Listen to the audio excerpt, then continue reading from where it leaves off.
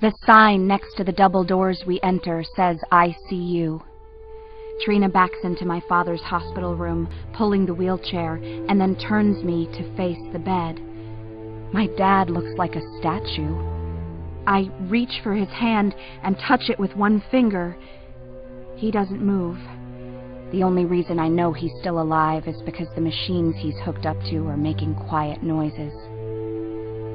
I did this to him. "Is he going to be all right?" I whisper.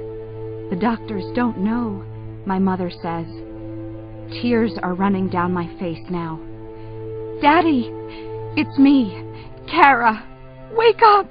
You have to wake up!"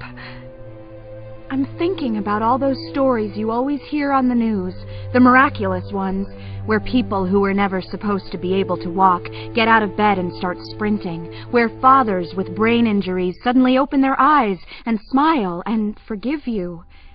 I hear the sound of water running, and a door opens. A younger version of my dad walks out. He looks at my mother, and then at me. "Kara," he says. "Wow, you're awake?" "What is he doing here?" "I called him," my mother says. "Kara, just..." I shake my head. I was wrong. I can't do this. Immediately, Trina wheels the chair around. "That's all right," she says. "It's hard to see someone you love in that condition. You'll come back when you're feeling stronger."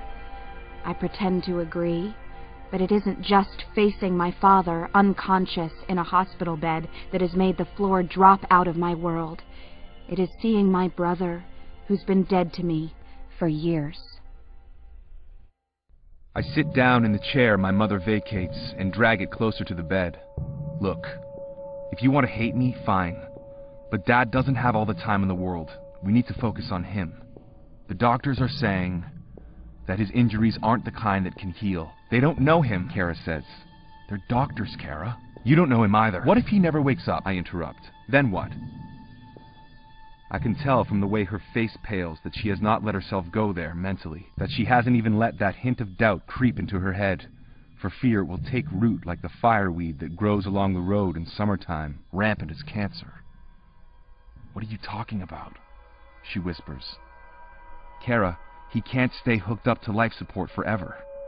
You can't tell me that Dad would want machines breathing for him, that he'd want to live with somebody having to bathe him and change his diaper, that he wouldn't miss working with his wolves. He's a fighter. He won't give up." She shakes her head. "I can't believe we're even talking about this. I can't believe you think you have the right to tell me what Dad would or wouldn't want. I'm being realistic, that's all," I reply. "Choices?"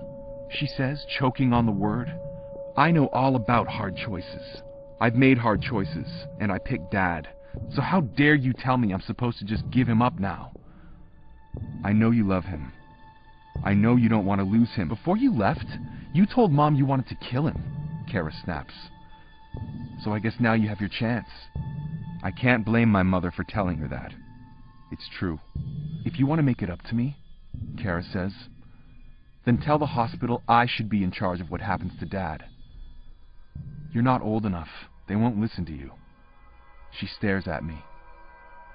"But you could," she says.